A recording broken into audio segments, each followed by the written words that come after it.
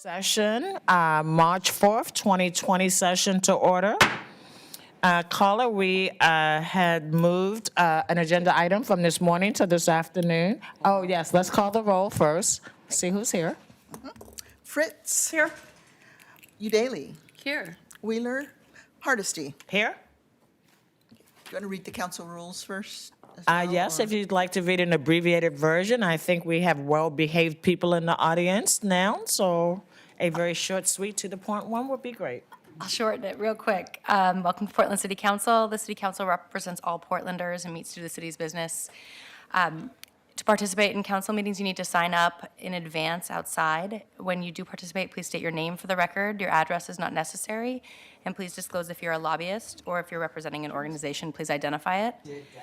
The presiding officer will determine the length of testimony. It's generally 3 minutes unless otherwise set. Please remain seated in council chambers unless you're entering or exiting. And if you're filming the proceeding, please do not use bright lights or disrupt the meeting. Disruptive conduct such as shouting or interrupting testimony of council deliberations will not be allowed. Thank you for helping your fellow Portlanders feel welcome, comfortable, respected, and safe. Good afternoon, everyone. Carla, could you please call item 192 from this morning? We moved it to the afternoon schedule. Authorize a support and maintenance gap contract with Versaterm, Inc. for the computer-aided dispatch system used by the Bureau of Emergency Communications, not to exceed $2 million. Commissioner Hardesty. Thank you, Mayor. We have here Bob Cossey, who is the Director of the Bureau of Emergency Communication, to explain the need for this update and what the next steps are. Welcome. Thank you very much. Good afternoon. I'm Bob Causey, Director of Bureau of Emergency Communications. I'm here today to request approval authorizing a support and maintenance gap contract with Versaterm Incorporated for the computer-aided dispatch, or known as our CAD system, used by our Bureau. The original contract with Versaterm for implementation, licensing, and support is expired. It expired July 3rd of 2019. BOEC asked the Procurement Office to draft a 5-year contract with 1-year renewal options for a maximum of 10 years for licensing and support only. Procurement recommended this gap contract to allow ample time to negotiate the new contract with Versaterm. The Procurement Office anticipates some back and forth negotiations, and this contract allows BOEC to maintain support in the interim. The requested amount is $2 million, which will cover up to 2 years of support and allow for implementation of new interfaces with the CAD system that have already been budgeted, such as ProQA, which is our new medical and fire triage, as well as a logging recorder upgrade and alarm call processing protocol. These Versaterm costs are already budgeted, and the vendor has continued, even though the contract is expired, they've continued to offer the same level of support. There is no change in anticipated expenses. Upon completion of the new master contract, BOEC will return to City Council with a new ordinance for approval. Do you have any questions? Well done. Any questions, colleagues? Public testimony on this item? I show 3 people signed up. Ashton Simpson, A. Sangasi, and Casey Park. Okay, the next one's a report. We don't have sign-up sheets for reports, so okay. They signed up on a wrong item. Okay, very good. This is an emergency ordinance. If there's no further discussion, please call the roll. Fritz. I'm feeling quite old because I got the initial Versaterm contract settled in my first 6 months in office. So it's really nice to see that it was delivered on time, under budget, and it works. And we're very happy that we don't have to change to another CAD system again. So we've been very happy with Versaterm. They've been a good vendor and have provided a lot of good support. And so I'm very much in favor of continuing to collaborate with them. Aye. Hardesty. I want to thank you very much, Director Cossey. I am also excited that we are continuing this contract as we prepare to start training around ProQA. It's important that our system works, and thank you for understanding that the procurement process isn't as quick as some of us would like it to be sometimes. And so it's always good to have some wiggle room as we're moving from one contract to another. I vote aye. Udaly, Aye. Wheeler. Aye, the ordinance is adopted. Thank you, Director. Next That up, was record time. it was pretty fast. Yeah, it was pretty fast. Next up is our one-time certain item for this afternoon, 193, please, Carla. Neighborhood Prosperity Network 7-year update. Colleagues, in January, it was my pleasure to participate in the grand opening of NASICA, a new affordable housing project in our 42nd Avenue Neighborhood Prosperity District. Our 42nd Avenue is one of 7 districts that make up the Neighborhood Prosperity Network. The Neighborhood Prosperity Network has been a very important of the city's economic development strategy activity since 2012. It allows those closest to the issues to create solutions that meet the needs of communities that have been historically underserved and underrepresented. Now known as the Neighborhood Prosperity Network, the group encompasses 7 community partner organizations that are working to foster economic development across the city. They include the Cully Boulevard Alliance, the Division Midway Alliance, Historic Park Rose, the Jade District, our 42nd Avenue, the Rosewood Initiative, and the St. John's Center for Opportunity. Our work to address disparities in opportunity and enlist community-driven solutions to serve neighborhood health and prosperity is key if we're going to continue to be a city of innovation and progress. Today, we have the opportunity to hear from Director Kimberly Branham and Tori Campbell from Prosper Portland, who will provide a 7-year update on the Neighborhood Prosperity Network. Good afternoon. Thank you for being here. Good afternoon, Mayor and Commissioners. My name is Kimberly Branham. I'm the Executive Director of Prosper Portland, and we are delighted to be here with you today. As was mentioned, I'm joined by Tori Campbell, who is our Economic Development Director, and we are here to provide you with an update on the Neighborhood Prosperity Network program. So I'm going to provide some context about the program, how we got to where we are today, and then Tori's going to talk about some of the key accomplishments as well as those things that we've learned over the last 7 to 8 years and what the next few years might look like. Very good. And Director Branham, just so people know what the agenda is for the remainder of the presentation, we're then going to hear some invited testimony from the Rosewood Initiative, the Division Midway Alliance, and also a business owner from the Cully Central. Thank you. Thank Yeah, you. terrific. And so I just want to start with an editorial, which is in 2011, when we envisioned the creation of community-led, community-driven economic development program.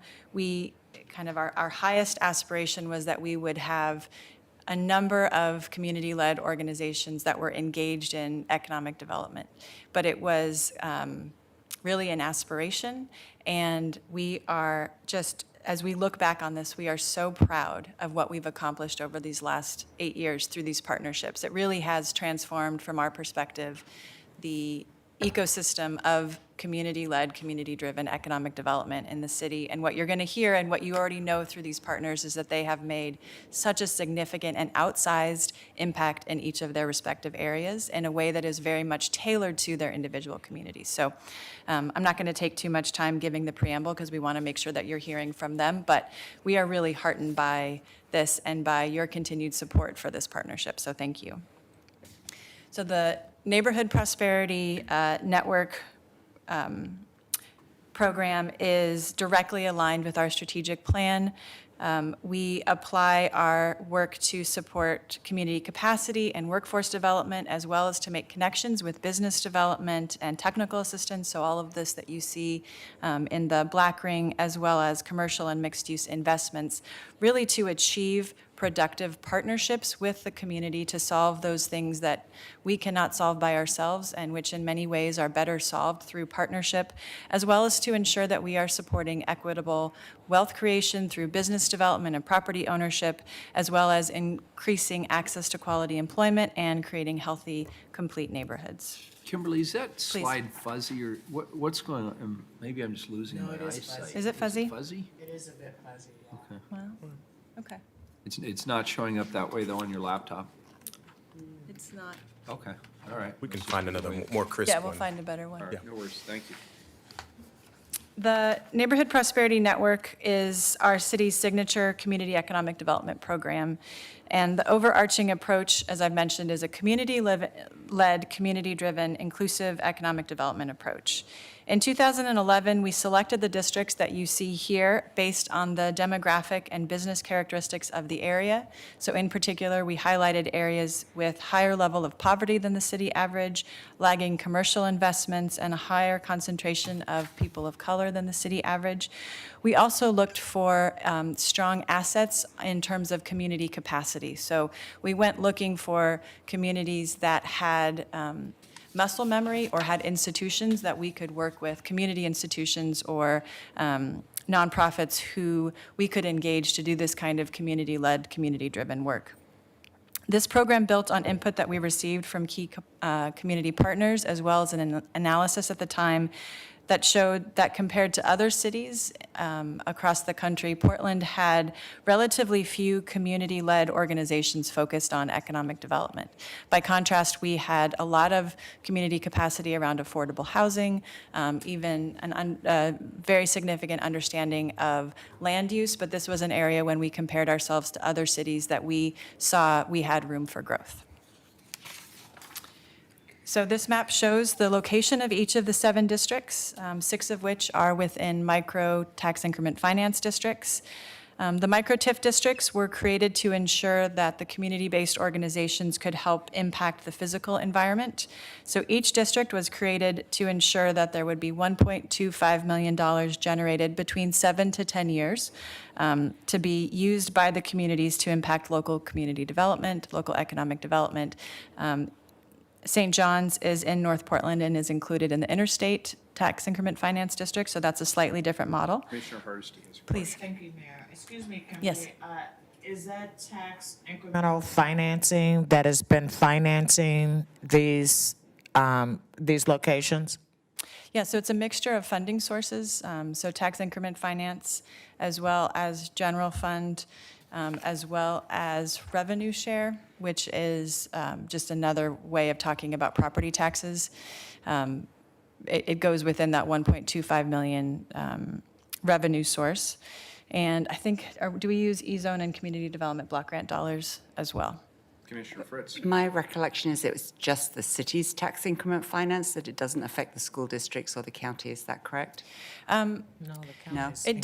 It does impact, so the thing that was unique about the tax increment finance district is that there's no long-term debt. So once we reach the $1.25 million of maximum indebtedness, then the districts don't have a tail.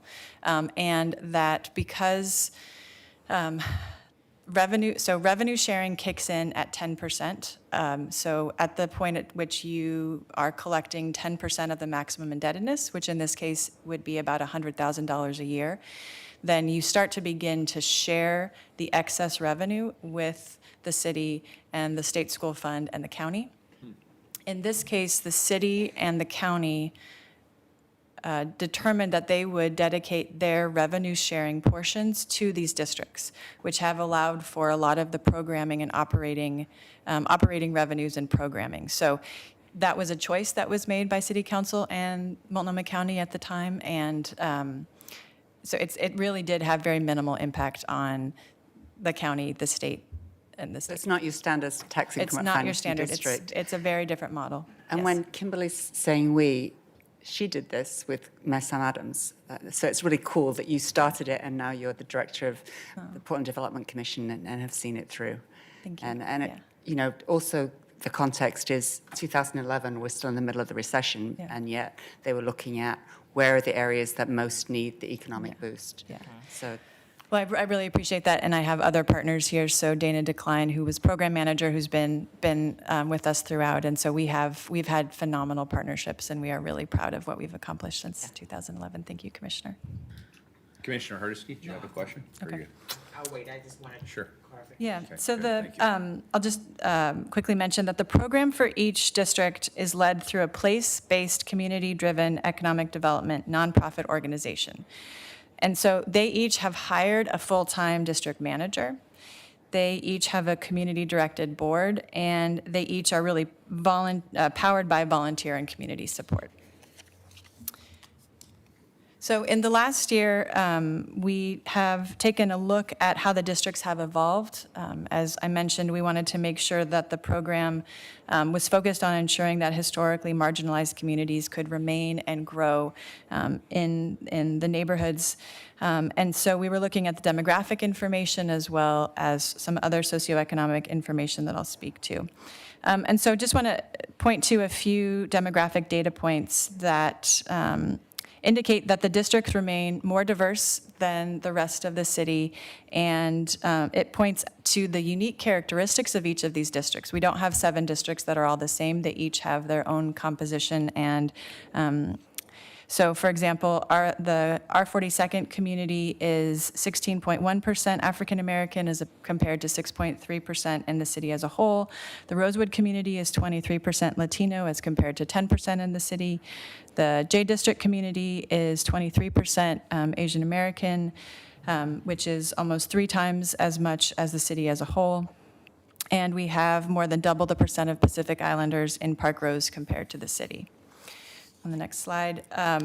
It also continues to highlight the ongoing income disparities and education levels. So we continue to have differential median income households between even those neighborhoods that are closer in, so Cully versus the city of Portland, much lower degrees of bachelor degree or higher education levels within Division Midway, which indicates potential hindrance to accessing certain employment opportunities. We have a higher percentage of renters in Rosewood than we do the city as a whole, and we have a higher preponderance of students of color in St. John's than we do as a city as a whole. Now, I know that this is not news to anybody in council, but we have wanted to make sure that we didn't just make assumptions in 2011 and then come back 10 years later and see what happened. So we are in the process of discussing these kinds of findings with our partners. So with that, I'll turn it over to Tori to dig into the details. Yeah. Could I ask one question, Kimberly? Please. On the prior slide, when you were looking at racial demographic data, you identified 4 particular areas, 4 particular identifiers. There are other demographic data we can be using across the city. For example, Native American is not included here. Yeah. Can you explain a little further why these 4 are being reflected here? Yeah, it's a terrific question. So the team has put together, and we can share a district-by-district profile that includes information for white, African American, Native American, Asian, Pacific Islander. So it's broken down district by district. We wanted to highlight where you had the highest percentage of African Americans and Pacific Islanders and Asian Americans and the Latino community, and so that's what this slide shows. You have the highest preponderance of Native Americans in Cully and St. John's at about 2% of the population. And just to be clear, it's not exclusionary in any regard. So No. if you're not seeing your demographic there, it doesn't mean it's No. not important to the district. No, or it's absolutely not under not. consideration. It just isn't the major Yeah. non-majority demographic that's That's right. being Yeah. discussed. Thank you. Yes, thank you, Commissioner Mayor. Hardesty? Thank you, Mayor. I was going to wait, but since you brought it up on this slide, I was surprised to see Asian Pacific Islander separated, because traditionally we combine Asian Pacific Islanders together. Was there a specific reason why we decoupled that for this particular slide? Yeah, I think this was aligned with the census, how the census data was reported. And so I can look to the team. Is that? Could you come to the mic, just because other people listening might be really interested in this? They want to hear what you've got to And say. introduce yourself, please. Dana Decline with Hey, Prosper Dana. Portland, Program Manager for the Thank NPN. So I think we grappled with how do we display this information, because there's so much information. So we literally just gave you a couple highlights. So it wasn't like we picked, these are our favorite demographics, but rather, how do we kind of show the example of these districts truly are more diverse, and there's some highlights that we just wanted to give you highlights. Okay, great. So the NPIs aren't specifically focused on these particular Not at all. demographics? Okay, Not that's at just the all. point I Yeah. wanted to Yeah, make. yeah. Great, Yeah, thank you. thank I you. appreciate I'd like it. to comment on Commissioner that Daly? briefly. Just, it's problematic that we group Asian Americans and Pacific Islanders together because they're communities that are facing really different or potentially facing really different challenges and have different needs. We have a sizable Tongan community, and people who are basically climate refugees coming here, and their needs are going to be really different than some other Asian immigrants. So I just want to encourage disaggregation, especially in that community. Thank you. Thank So- you, as do I. I mean, I think I was just curious because everything else the city does has Asian Pacific Islanders Yeah. combined. So if Yeah. we're actually going to be able to measure whether or not we're having an impact, we can't have some bureaus collecting data one way and other bureaus collecting data another way. So it's really important that we all agree kind of on what data we're collecting, Yeah. right? And how we're reporting that data. So, I mean, because I think the same with the African community. They don't want to be called African American, but we stick them in that box because we don't have another box for them, right? And so I think this is a healthy conversation, and we just need to be mindful because if we don't know why the decision was made, then we'll miss people. Yep. Yeah, thank you very much. We will make sure that both on our website, and we'll share with you the full report, and make sure that we have an explanation as to why the decisions were made and what the data source is. So appreciate that. Thank you, appreciate it, thank you. Thank you, Mayor and Commissioners. Again, my name is Torrey Campbell, and Director of Economic Development at Prosper. I'm going to walk you through a little bit more of the program in terms of both the funding, but also highlighting three of the major priorities. I'll also share a little bit about some of the successes this year with respects to problem solving and building communities. So again, the program funding, it shows you what it is with respects to the grant that's received on an annual basis in terms of where those dollars are allocated to support each of the networks. And so there is a full-time district manager. There's opportunities for promotion within the funding, obviously, to promote each district. There's also opportunities for technical assistance. That's by way of actually helping to build capacity of the organizations. District improvements, and again, highlighting the revenue share, just again, that there are multiple streams of funding that really go together to make the networks work. Want to spend a little bit of time talking around just the importance of community building. The NPNs are distinct. They're not necessarily a business association or a neighborhood association. They really are kind of a community-led and driven organization that really is trying to uplift and build the capacity of the whole of the neighborhood. Obviously, for us, there's an emphasis on economic development as a core essential, but as you imagine with an organization like this, they're going to touch the needs of a variety of things that show up in community. And so they have to be responsive. It requires a lot of collaboration with other partners as well as other bureaus. And so they really stand in many respects as an epicenter for what the community is experiencing and how they're able to respond to the needs in a very nimble and localized way within each district. So some of the things that have, the opportunities and, if you will, the inventions and solutions that have arisen in terms of just problem solving have been around signature events, such as our farmers markets. There are 2 districts that have farmers markets that are able to provide fresh food annually to the community. There's also the Jade Night Market is probably the one that stands out if you're just measuring by sheer volume of number, but all the other ones are no less important. Over 2 days, over 25,000 will descend into the Jade District and enjoy the wares and the smells and the sights and the sounds of a very diverse and growing community. But you'll find that in every district as they all are finding fresh footing to say this is who we are when we show up at our best. There's also, again, with an emphasis on economic development, each district in their own unique way is able to provide monthly business seminars and cultural connections. I want to talk a little bit more in depth around the priorities. They're going to be centered around business development, workforce, and also just development of properties within each district. So the goal for each district, obviously, is to create and grow and strengthen micro and small businesses through technical assistance and training. This is done in part through our Inclusive Business Resource Network. So there's a nexus there where the network has identified partners to actually go out and provide the small business technical assistance for each of the Neighborhood Prosperity Network. So that's a good collaboration showing, again, synergy within existing programs within Prosper to meet the needs of each of the neighborhoods.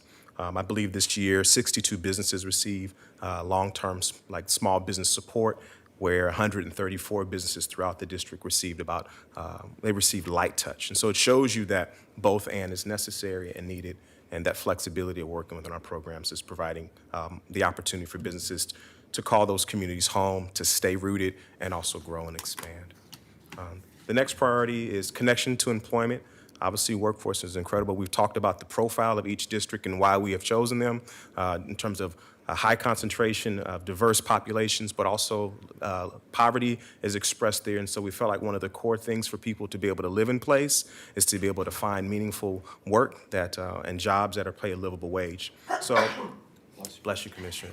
One of the strategies is to employ, and we've seen tremendous success of what we call our workforce navigators. So we have 4 that provide support through all of the districts. Where basically they're a face in the community that is familiar to help individuals navigate the system, to navigate opportunities for employment. And Work Systems, Inc. is now the contract manager for our workforce program. And we are very proud of what that's been able to do in terms of helping to galvanize the community. We realize with historic low unemployment within our state and even our city that if you are not employed or if you're underemployed, it requires a unique set of interventions to support you. And so the navigators provide that very unique point of connection. To date, the Workforce Navigator program has served 1,620 people, just to kind of give you a sense of scale of those 4 individuals within the community, and 81.6% are people of color that have been served through that. Mayor, may I? Please, ma'am. Just wanted to make sure that we put on the record, when you talk about the low unemployment rate, what you're really talking about is a white job-seeking population primarily. So I want to be clear, because I know that young people of color have the highest unemployment rate nationally and locally across the board, right? I know that people of color have is always twice whatever the white unemployment rate is. I also know that once you just get frustrated and stop looking, you are no longer counted in the data. And so I just want to be really clear that we are not at a place where we're at 5% unemployment, right? That's just for a very narrow segment of our community. And so didn't want that to be like people think, oh, we're all that, because we're not all that yet. Agreed. Thank you. The next area we want to talk about is community-led property development. We're finding that this is a growing capacity with respects to the neighborhood, the initiatives. It's interesting because you'd imagine with each organization there's a level of maturity and growth that just has to happen for you to take on more complex opportunities within the community. The fact that we have several projects that have taken place, that either been built out or have been purchased and redeveloped is a true sign of the overall growth within the district. So we're very proud of that. So 2 examples in front of you. The first one is our 42nd. And it is a property, let me get it in front of me. Our 42nd, they purchased this property shown in the slide from a longtime property owner with the assistance of our Neighborhood Prosperity Initiative Opportunity Fund. And the district is now in negotiations with a local business owner to purchase the building and negotiate community benefits agreements to ensure that priority community members are able to stabilize their business in the district. So basically, they purchase the property, they're selling it back to someone who will operate within a CBA and create opportunities for more affordable commercial tenanting for businesses in the community. That's a great sign of a community taking kind of their ownership and self-determination of helping keep businesses in place. The second one is, which you are very familiar with, is the Orchards on 82nd, which is a true testament, again, of the affordable housing that Rose CDC did in partnership with Apano. So these are great examples where, again, the community is showing its real strength and thoughtfulness with respects to the way in which the community is growing and really trying to retain the core of that community. Just a few more elements I get to highlight, just in terms of problem solving. I think that's always appreciated. Too often it's very easy for us, and the NPN and its design, it really tries to do away with to creating policy in the Ivy Tower, so to speak, by really trying to localize it within the community. And so anytime there's a problem that they're solving, it definitely, you have a stronger sense of that it actually is meeting the true need in the moment. So I want to highlight a few. Commotion is a space that, again, was a property that was purchased by residents within the community of R42nd. They developed the building. It has 19 housing units as well as 2 commercial ground floor spaces. So it's one of those things that's erected by, we purchased that, we designed that, that's ours, and that's incredibly important. Another opportunity in terms of solutions, which many of you are familiar with, is Legal Services Day, which took place out at Rosewood, which was an opportunity to bring people together to help expunge records of things that were impeding them from being able to move forward in their life. And the program has been successful. It's now been replicated throughout the city, and I know they're trying to find ways to move it from just a day to as an ongoing activity. I believe to date, 2,000 people received services through Legal Services Day. And I want to get the number right because got to give credit where credit's due. You come on, talk about it. 2,000 individuals have been served, and over $6 million in fines have been waived. So I think that's incredibly profound in terms of just releasing people back into their ability for upward mobility through the reduction of these fees. Commissioner So- Hardesty. I'm curious if you have any data on the kind of expungements that people need most. I remember when I did this, when I was working with Oregon Action, that we had people flying in from all over the country for the opportunity to get the expungements because they have an impact on people's ability to get a driver's license, their ability to get their professional license, et cetera, et cetera. It would really be helpful to know. I mean, I think we have to just go to Salem and change the law around marijuana convictions so that we can stop doing that, investing dollars where we just need to change the law and just fix that. But the other ones, I'm really interested in what are the things that people need most? That would be very helpful. Thank you. Yeah, we can look into that. That's a great question. And so the last few elements, just again, these are important metrics. You can also share the narrative of a program through the numbers. These are what we report back to the city. So it shows that with the funding invested on the annual through the grants that each district is able to receive, so far $4.4 million have been leveraged in private investment. Obviously, it takes a team to really move this forward, so we also highlight the importance of volunteerism within each district, showing the community is really behind this. It's not just a standalone organization by itself. And obviously, 180 new net businesses within the district. That's also important to know that it's still remaining. It's kind of the viability and synergy with creating spaces where businesses say, I believe I can go here and be successful as opposed to elsewhere. Tori, could I just ask for a clarification? What is a net new business? When you say net, what do you mean net? What's the difference between a net new business and a gross? Yeah, so new if we were to business? look at gross businesses, we would be overcounting because there's some number of businesses that have gone out of business during that time period. So we wanted to show okay, that so just this- that this is this is additive. the overall additive. It's an So added. it's actually considerably more than Considerably more. 180? Not trying to That's right. double Oh, count. that's great. Yeah. That's great. Good. That's impressive. Yeah. As well as the jobs that have been created within the districts. And the last few slides, it's just lessons learned. We'd be remiss if we didn't say in all of this, we're still yet in a learning posture. And so these are some of the highlights. Each district, as we've already shared in so many ways, needs a tailored approach. That makes a lot of sense. But, at times it can be very difficult.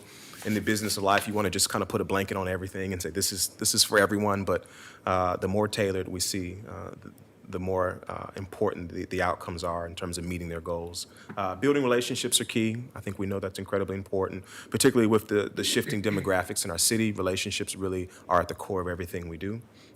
Local fundraising is very challenging. We've seen that, particularly as we're now heading into the last few years of this TIF strategy. We realize that long-term sustainability is really on the forefront of everyone's mind.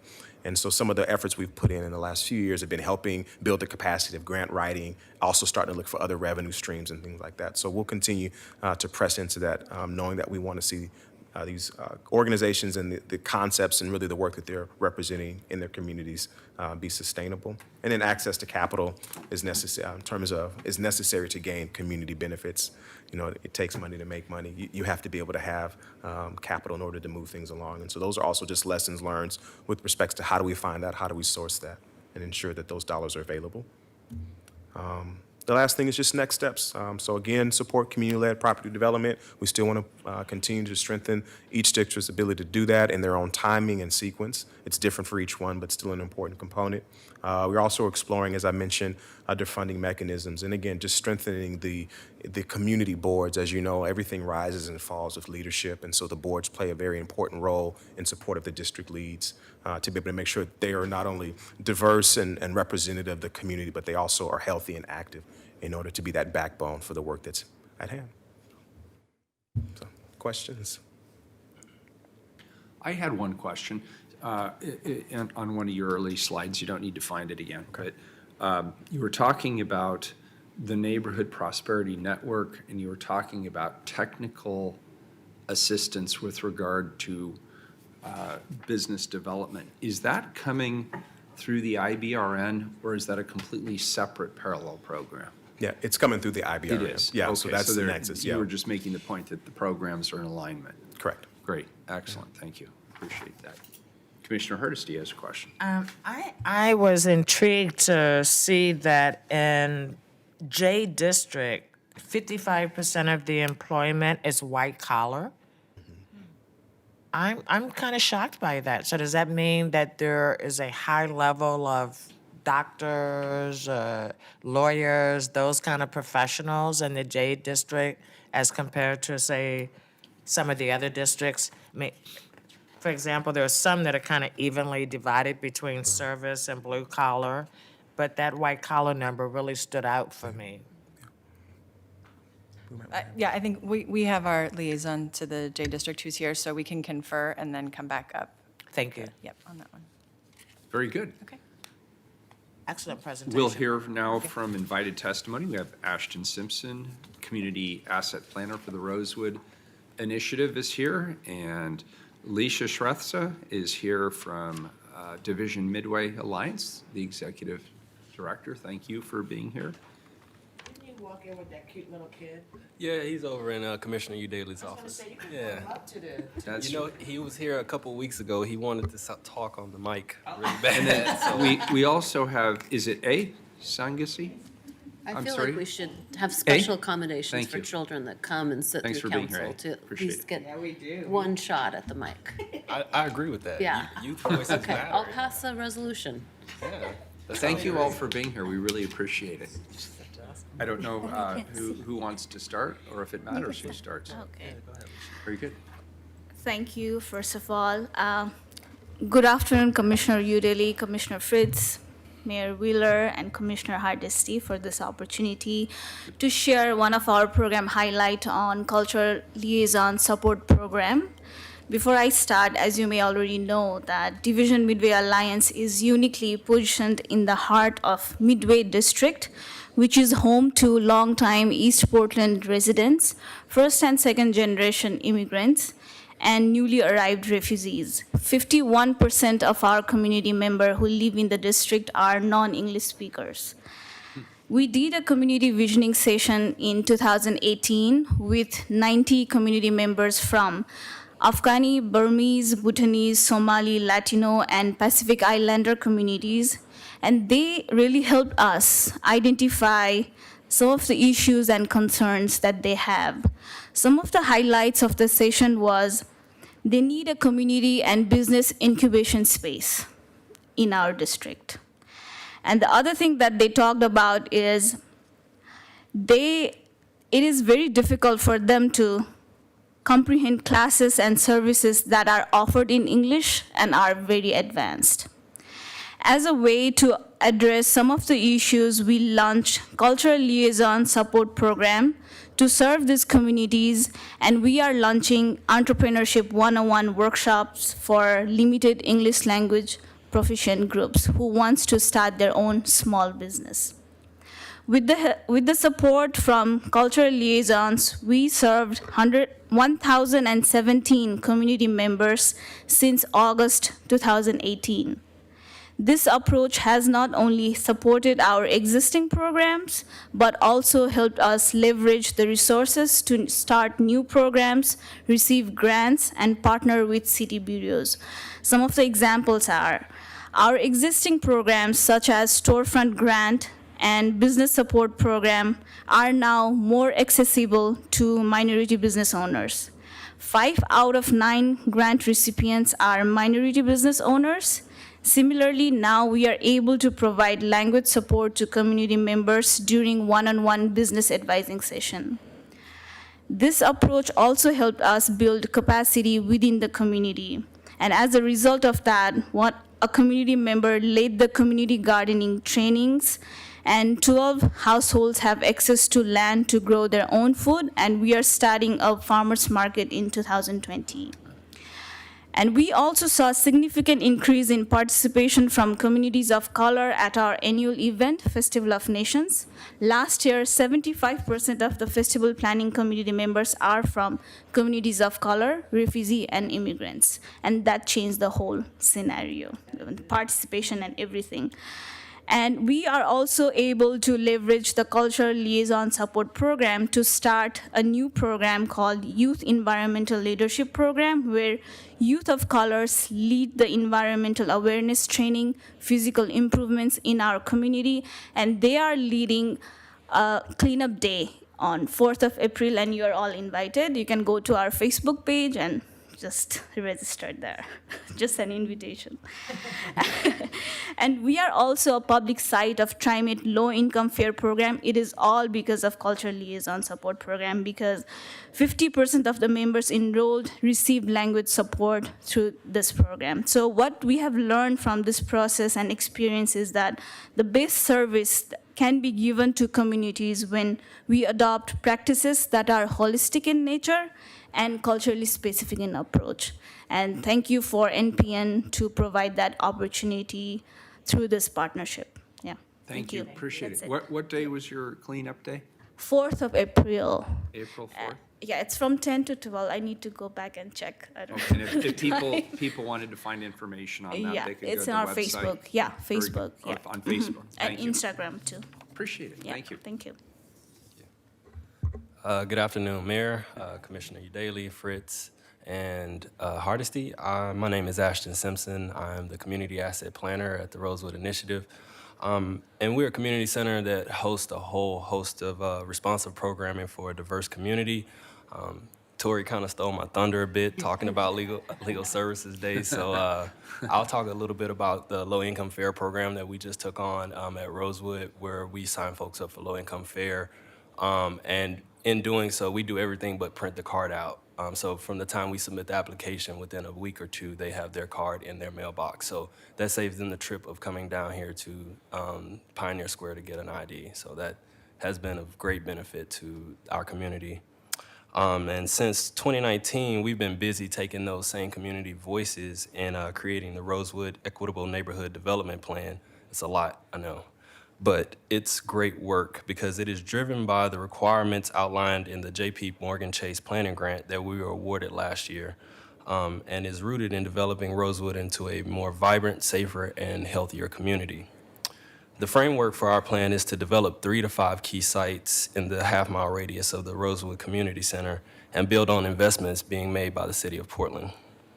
Our plan is focused on addressing issues identified by the community with focuses on housing stability, education, community health and wellness, transportation, climate change resilience, placemaking, cultivation of community culture, as well as economic and wealth building opportunities.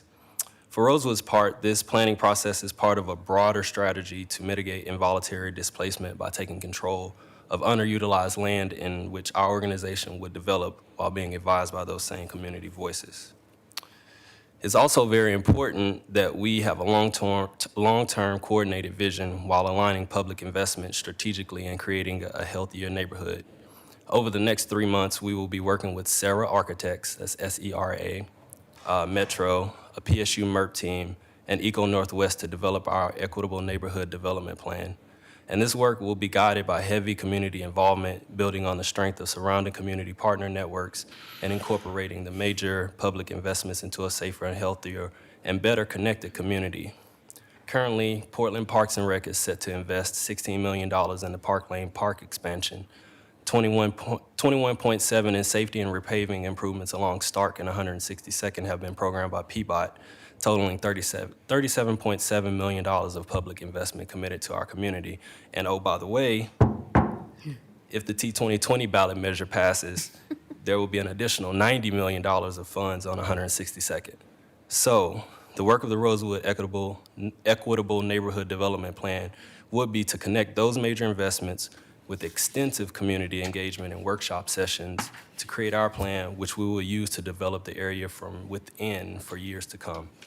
Thank you for the opportunity to present on this much-needed work.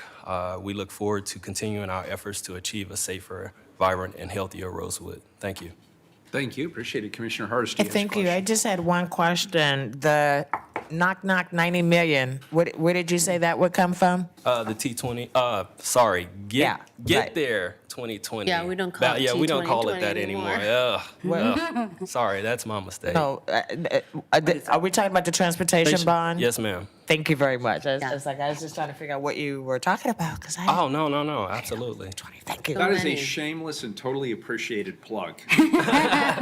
Well, I mean, apparently you know a little bit more than I do about what's going to be in that package, because you already believe that 90 million is going to be invested in the East Portland neighborhood near Rosewood. Yes, I ma'am. hope you're right. What is that information based on? Go ahead, Commissioner. I'm on that task force, so I could talk to you offline, but we've selected the top tier corridors, and 162nd is one of them, and we've got a really nice package coming together. Wow. I will withhold judgment until I see it. Okay. All right. Thank you. You're welcome. Thank you. Appreciate it. Yeah, no problem. Thank you, Commissioner Adoli, Fritz, and Hardesty, and Mayor Willer for having me here to speak. I'm just here to attest the unwavering effort and support that Coley Boulevard Alliance and Prosper have provided to us small business owners in Coley neighborhood. My name is A. Sangasi. I'm one of the owners at Coley Central, and we're a restaurant bar serving Laotian food. Coley Boulevard Alliance has been the most amazing, supportive organization I've ever known. They provided a lot of support, network, and resources to us as business owners, and they provided grant for us to kind of do a facelift in our building to make it welcoming, safe environment for the neighborhood and our customers. We've worked with Indigenous Market last year, providing an area for them to come and sell some of their crafts, because they've reached out to us with the help of Coley Boulevard Alliance. We've networked, and then they've reached out to us and asked us, is there a place where they could come and do an event there, because they don't have any funding, and going to other places is going to cost them a lot of money. So Coley Boulevard Alliance has encouraged us, and with the support of all the things they've done for us, it only makes sense we also provide the same support and kind of partnership with people like Indigenous Marketplace, like a free place for them to come and do the things they need to do. So in that effort, we've also reached out to a lot of the neighborhood in Coley Neighborhood Alliance area to kind of support. There was a fire that happened last year, and we've helped raise some money to help support some of the owners that had their house burned down and all those things. So I'm also and then last couple of weeks ago, we were in a process of trying to buy the building that we currently lease, so that way we would have more of a permanent place to kind of provide like these positive support places, and then making a difference in the neighborhood. With the help of Coley Boulevard Alliance and Prosper, we had 2 weeks to come up with the funds, and we were strapped in time, and it was almost an impossible undertaking thing that we had to do. But because of the people they know, the network that they had, the resources that they were able to provide to us, we actually made it happen. And it was like an impossible thing that was possible. So it made us feel like the power of the partnership, collaboration, commitment, and networking was unbelievable. It goes to show how amazing all that we were able to accomplish when we come together as a team. So I just want to say thank you for all that they've done. As small business owners, these supports that was provided by these organizations have been nothing but amazing.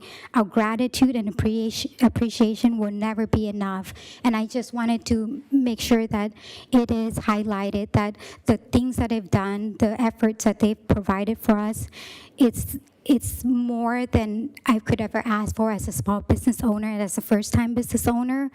Like, I would have never known where to go, what to do, and who to look for to help us do these things. And the things that they've done is like consistently, persistently, every day, they would check up on us to make sure we got what we needed and all the help that we could get in order to move forward with all the things we needed to do. That's Is great. my mic a little? You're just a little close to it, that's all Oh, right. they are. Yeah, they're funky. Commissioner Fritz, did you have a? Tell the folks at home again the name of your business and where it is. Coley Central. It's on 60th and Prescott and Going Street. Sounds fabulous. Thank you. Congratulations. Oh, thank you. Thanks a lot. Appreciate it. Thank you. Thank you. All right, colleagues, Kimberly, unless I missed anything, that completes the presentation, or is there? Could I ask Kimberly to come back? Oh, yeah, come on up. Sure, we're ahead of schedule, no worries.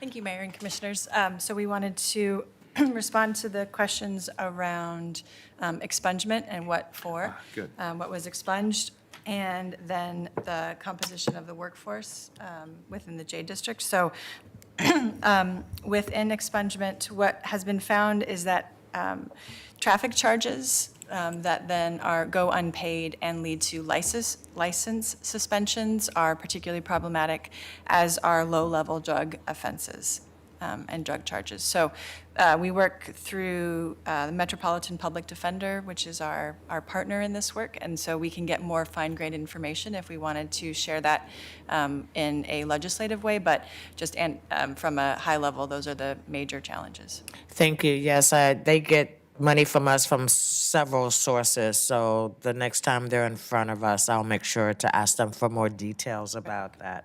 Thank you. And what did you find out about white collar versus blue collar and Yep. service jobs? So we had a chance to talk with the district manager and highlighted it really centers around some of the schooling that's in the area. So Warner Pacific, PCC, and Harrisburg. So those jobs are nestled right there in the Jade, and that's what it's elevated that percentage. So to your point, it Yeah. makes you say, what? I was like, right. I was like, that Yep. didn't make sense to me. All right, that ding, ding, ding. And the last question is, I noticed that for the Rosewood Initiative area, the per capita income is $20,747. That tells a story in and of itself. And so it is,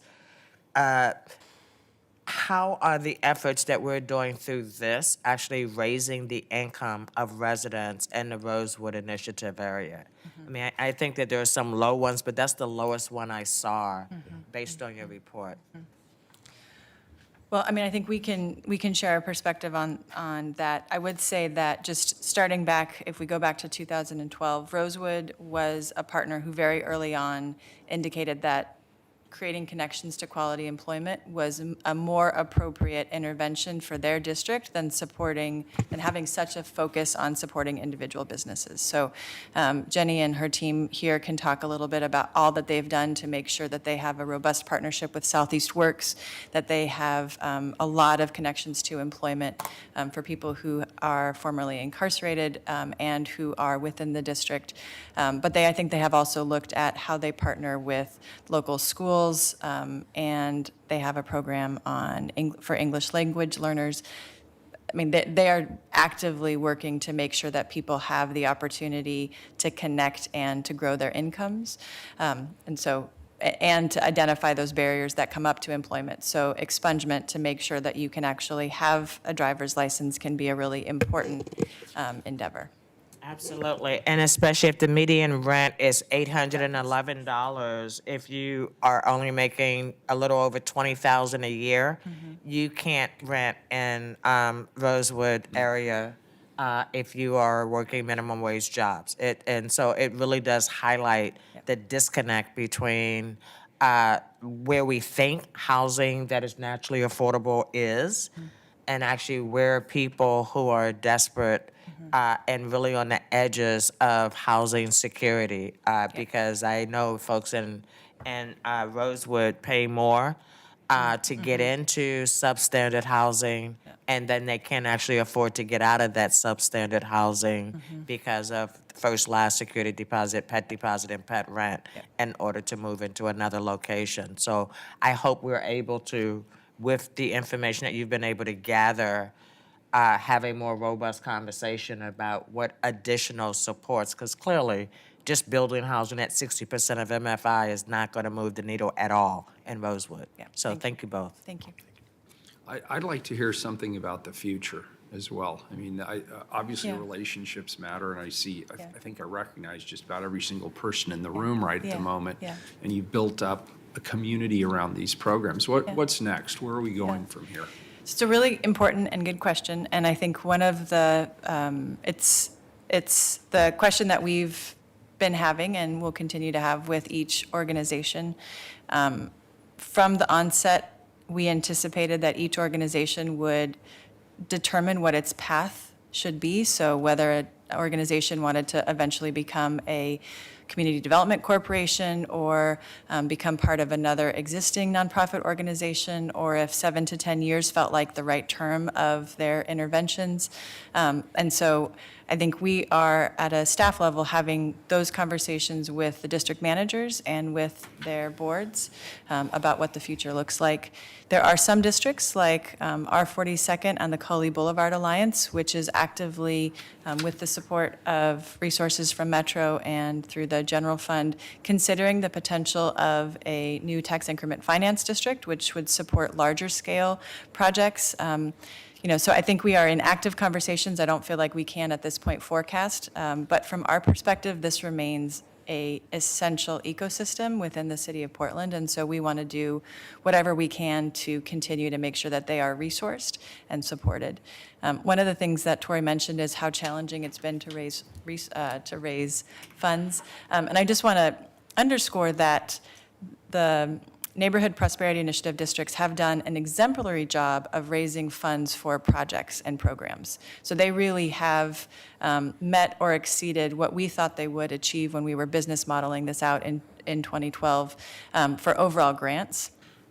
It has been more challenging, however, and is always the case, to find operational funding, which is the key gap that we help to secure, because we have ongoing revenue to support district managers and other of that essential, keeping the lights on kind of work. So I think that's one of the key areas that we'll need to collectively solve for over the next few years. Yeah, and this is a bigger Portland question as Indeed. well. What is the role of government? What is the role of philanthropy? What is the role of NPOs? Indeed. In trying to figure out the resourcing question? Yeah. So we look forward to future conversations with you about that as we engage both at the districts That's and something with our I'm very partners. interested in. Yeah, thank you. We appreciate that. Good. Great, thanks, Tori. Appreciate it. Thank you. I'll entertain a motion. Move to accept the report. I'll let, okay, very good. We'll let Commissioner Fritz make a motion to accept the report. Commissioner Hardesty seconds the proposal. Any further questions? Carla, please call the roll. Fritz. This is really exciting. Thank you, everybody, for being here. This represents a lot of work over a lot of time by a lot of people. And so thank you very much for all of coming back to tell not only the council, but the people of Portland, what have you been doing with money that would otherwise have gone into the general fund? And I think the answer is absolutely a wonderful amount of things. Kimberly Branham, when working with Sam Adams, this was your brainchild, and now you're the executive director of Prosper Portland. I think it's very safe to say that Prosper Portland is not your father's Portland Development Commission, and the commission and the work that all of you are doing really has been centering equity and looking at who benefits, who pays, and is that fair? And so I really appreciate that I'm really excited about this program. When we established it during the recession, it was kind of like, every penny counts, and can we find, how are we going to make this work with everything else that needs to get funded and the other support for, basically jobs at that time. So it was a leap of faith, and you have really done a wonderful job of repaying our faith and making sure that that it's worked, and it will continue to work. And so I'm glad to hear too about the next steps, because when you have a 10-year program and we're on year 7, you don't want all this great work to go away. We know that it is difficult for these districts to raise money within themselves. It's not like 7 years check. We're now some of the most affluent areas of Portland, they're still not. So I will be perhaps looking from the sidelines after this year to find out what you're going to do next. And I wish you all the best. And again, thank you very much. Aye. Hardesty. I am very grateful for the information that you provided in this report because, quite frankly, I think it really is a roadmap of just how the city of Portland, who benefits and who doesn't benefit in the city of Portland. And it really highlights areas that I think are critical for our deliberation. I want to applaud the work that's been done. I've been pushing back on Kimberly a lot because I think that there's a desire to take cannabis dollars and maybe backfill some of the money that we know will disappear. And I'm not a big fan of I'm not a big fan of that approach. And so I've been very clear about that because I believe that we have to do so much better with the cannabis dollars that we are collecting and have not invested as we told voters we would. We're going to be having a more deeper conversation next week around the cannabis dollars. But today, for this particular, it is clear to see that the community has been engaged in a way that I would say has been very deep, very meaningful, and very intentional around making sure we're supporting community needs and not necessarily government needs, and really centering those communities that clearly have been left out of the economic prosperity that so many are enjoying in the city of Portland. And so I applaud the work that's been done up to this point. I encourage you to continue to think creatively about how we continue to fund and expand these programs without thinking that there's any one pot of ideal money, because there isn't, not in the city. But we should continue the conversation about how we invest for the long term. I vote aye. Udaley. All the knocking is work going on the outside of the building. They don't pay any attention to what's going on the inside. Well, I'm a big fan of the Neighborhood Prosperity Network. I support all of the goals that you're advancing, especially stabilizing and strengthening existing businesses, which is something I think we haven't historically done such a great job with, as well as increasing the number of jobs and connecting residents to those jobs. In many of these communities, they're communities where people have been displaced out of the central city and into these neighborhoods where there is certainly less economic opportunity. So that's excellent. I consider this an obligation the city has to mitigate the impacts of development-driven displacement, which we also haven't done a great job with. I only wish that the council in 2009 had had the foresight to protect renters and communities of color from the wave of gentrification and displacement we were seeing at that time and has only accelerated in the past 10 years. But that's not Prosper Portland's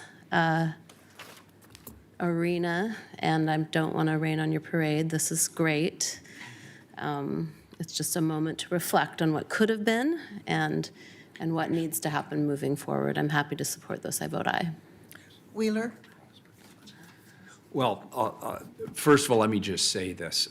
I love this because this is a pragmatic approach to shared economic prosperity. We talk a lot up here about shared economic prosperity, but that doesn't mean anything without specific investments and tangible programs in the community that actually create that shared economic prosperity. So that's the first thing I love about it. The second thing I love about it, Kimberly, is this is visionary. It really is taking the usual process of economic development strategies and it's completely inverting it, and it puts the community first. It centers the community, and it actually draws its creativity and its innovation and ultimately its progress from prioritization and decisions that are made at the community level. And that's great for a couple of reasons. Number one, you don't want us telling you what's the most important thing for you in your own neighborhood, in your own community. And number two, we don't have to, because we have your expertise to rely on. And now that we're 7 years away from that original vision that you all started back in the day, it's easy for me to look at this today and say, this is a smashing success. We heard some great testimony that validates that, but you didn't know it back in the day, that it would be a smashing success. And I think it's become foundational, and I look forward to the next iteration. I look forward to being part of the next iteration. I look forward to working with all of you to secure more sustainable funding and new paths forward. And I believe it's foundational also because I don't think we would have had the Inclusive Business Resource Network or Portland Means Progress or any of these other initiatives if we hadn't laid the foundation with the neighborhood prosperity networks first. And you are all there. You are all part of it. I love being here as mayor of this city where we're actually doing this kind of innovative and pragmatic work. So thank you all for your tremendous work. Tori, you've only improved it since you got here. We love having you on the team as well. And I appreciate everybody who came in and participated today and everybody who testified. It's a lot of fun and it's working. I vote aye, the report's accepted, and we're adjourned. Really?